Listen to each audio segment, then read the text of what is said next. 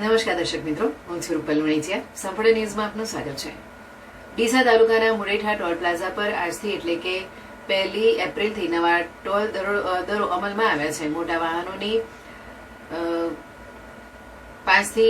વાહનોમાં 5 થી 20% સુધીનો ભાવ વધારો થતા વાહન ચાલકો માટે દાજ્યા ઉપર ડામ સમાન સ્થિતિ સર્જાય છે, જ્યારે નાના વાહનો માટે કોઈ વધારો ન થતા રાહત અનુભવાય છે.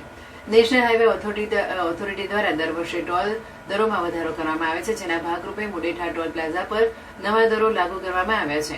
ટોલ પ્લાઝા પર નવા દરના બોર્ડ મૂકવામાં આવતા વાહન ચાલકોમાં રોષ જોવા મળી રહ્યો છે.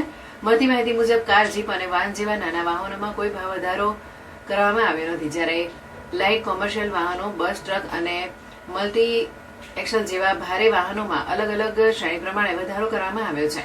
વાહન ચાલકોના જણાવ્યા અનુસાર દર વર્ષે વધતા ટોલ ટેક્સના કારણે તેમના ખર્ચમાં વધારો થઈ રહ્યો છે અને મોંઘવારીનો વધુ બોજ સહન કરવો પડી રહ્યો છે.